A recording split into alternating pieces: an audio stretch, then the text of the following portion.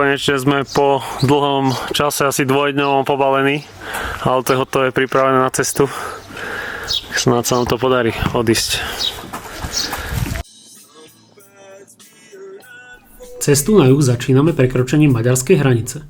Prvú noc strávime v príjemnom rodinnom kempingu v kúpeľoch Tisafúret.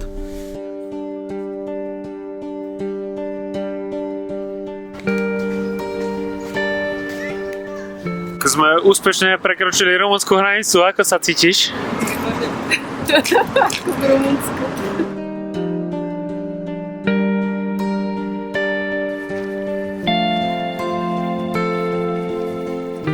Došli sme na Salina Turda.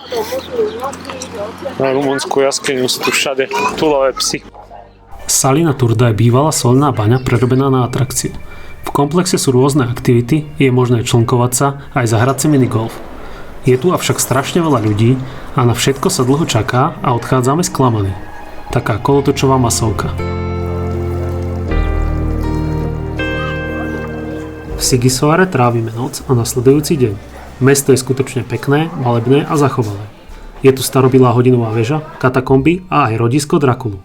Po ceste okreskami na juh Rumunska sa zastavujeme aj pri náhodnom obrnenom kostole, ktorý nám príde otvoriť špeciálne pre nás miestny správca. Kempujeme nadivoko na vrchu známeho horského priechodu Transfagaraš, kde nachádzame aj jediný sneh expedície.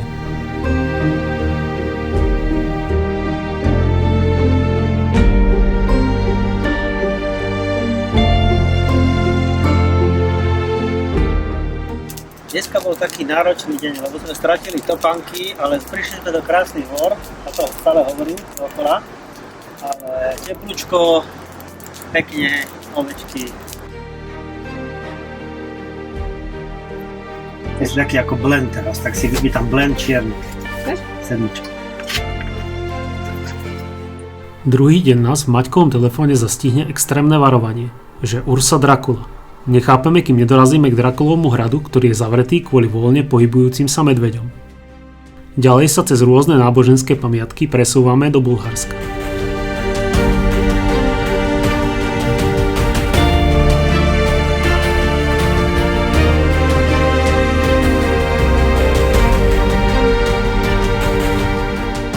Vo Veľkom Tarnove je hlavnou atrakciou popri oprave čelného skla na Kalifornii Cáravec, stredoveká pevnosť z rokov 1185 až 1393.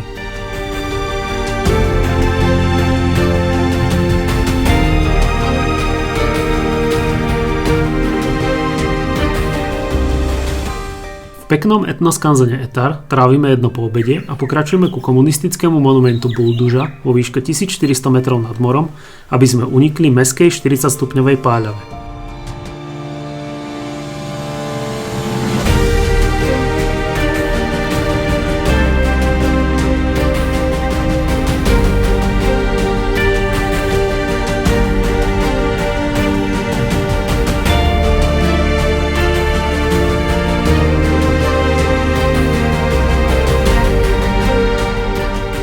Pasie sa tu voľne stádo koní, ktoré musíme v noci aj odháňať, aby sa nešúchali o autá. Plovdiv, mesto, ktoré je považované za jedno z najstarších kontinuálne obývaných miest sveta. Prvá zmienka o jeho existencii sa datuje do rokov 6000 pred naším letopočtom.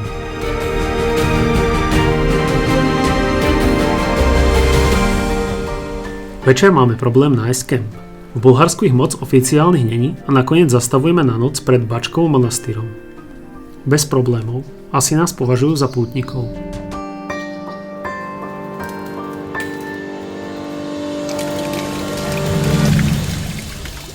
Deti už majú náboženských pamiatok plné zuby a tak v Devíne volíme program Aquapark a túra v prírode k vodopádu.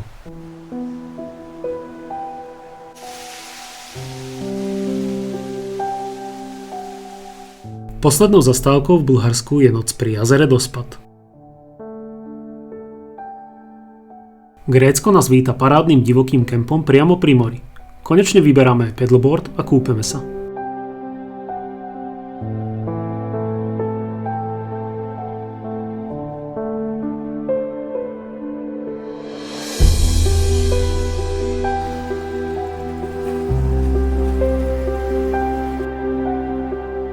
Nasledujúci deň prichádzame do meteorov. Na elektrických bicykloch ich ideme hneď aj preskúmať. Niektoré z nich skúmame aj zvnútra.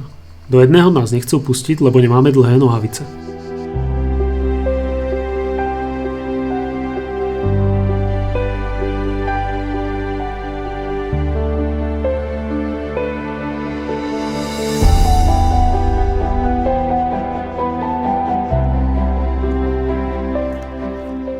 Poslednú noc v Grécku trávime už na západe pri Jónskom mori.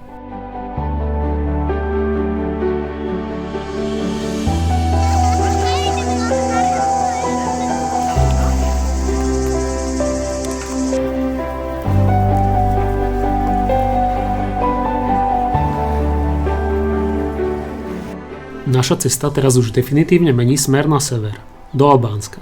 Vstup do krajiny je bez problémov a víta nás príjemný dovolenkový rezort Ksamil. Kde sme? Nie v Albánsku?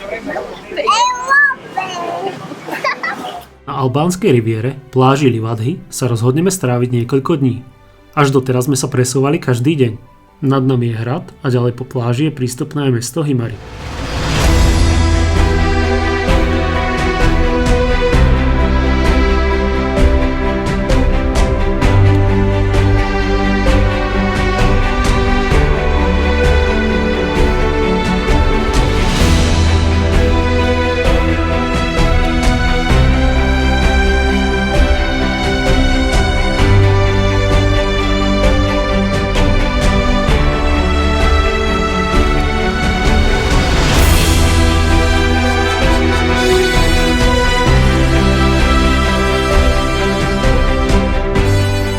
Cesta pokračuje na sever. Medzi posádkami Sprintera a Kalifornie začína vznikať napätie. Kalifornia sa obáva cesty do albánskych hôr.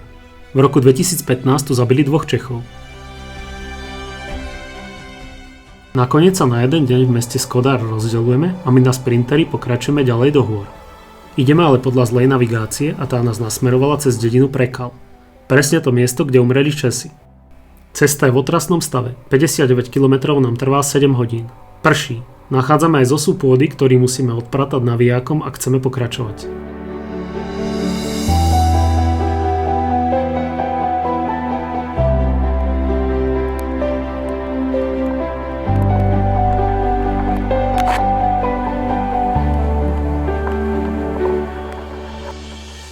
V TT v kempe nachádzame fakt dobrú reštiku a druhý deň nás čaká výborné počasie a skvelé výhľady.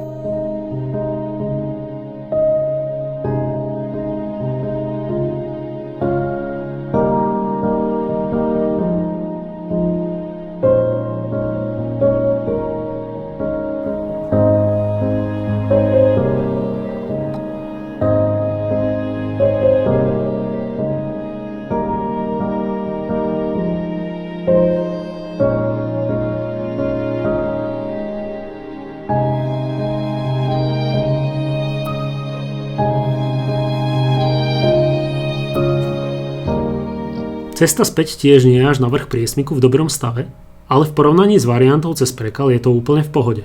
Ďalej už po asfalte pokračujeme na sever do Čiernej hory, kde sa zastavujeme pri manastýre Ostrog.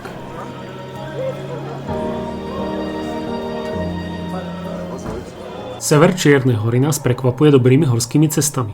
Nocujeme v Národnom parku Durmitor pri Veľkom Čiernom jazere.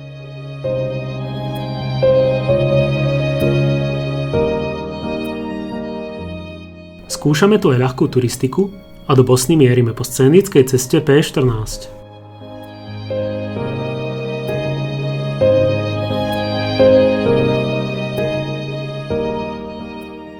Zastavujeme sa aj v Sarajeve, hlavnom meste Bosny a Hercegoviny. Je tu zaujímavé múzeum, tunel popod letisko, cez ktorý prenášali zásoby počas okupácie mesta vo vojne v roku 1993. To je brokovnica? Alebo No také niečo, hej. hej, brokovnica, pištolka, nejaká malá pištolka a... V Chorvátsku sa netradične zastavujeme nie pri mori, ale pri Dunaji v mieste, kde prechádza súčasne 3 štátmi – Srbskom, Maďarskom a Chorvátskom. Odohrala sa tu jedna z najväčších bitiek druhej svetovej vojny – bitka pri Batine. Je tu pekne Už sa vraciame domov.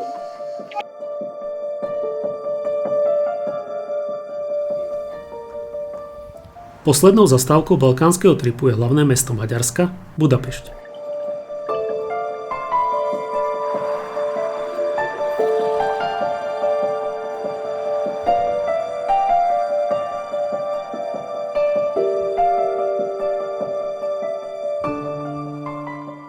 Náš výlet sa končí a prichádzame domov do Blatnice na Slovensko. Navštívili sme 8 krajín, dvakrát Maďarsko, takže beriem iba za jednu krajinu, ale prešli sme Maďarsko, Bulharsko, Rumunsko, Bulharsko, Grécko, Albánsko, Čierna Hora, Bosna, Hercegovina, Chorvátsko a cez Maďarsko naspäť na Slovensko. Strašne veľa toho sme videli. Pri mori sme boli týždeň a 2 týždne sme sa túlali po horách väčšinou. Tam sme boli v Čiernej hore, tam sa nám najviac páčilo. Okrem toho sme navštívili 3 hlavné mestá. V Čiernej hore Podgoricu, v Bosne a Hercegovine Sarajevo a v Maďarsku Budapešť. Takto sme sa rozprávali počas celej našej púte. Ja som bola Vorel, lebo to je z nejakej rozprávky, tuším, Šialenie smutná princezna. Maťko bol Sokol, Ocko bol Kukučka, na toho sme hovorili kukučka hodín. Potom bola Borka Kondor, lebo bola v Južnej Amerike a malá bola Sova, lebo chodila neskoro spávať. A ozaj detko bol starý vypelíchaný sup. Tady Sokol!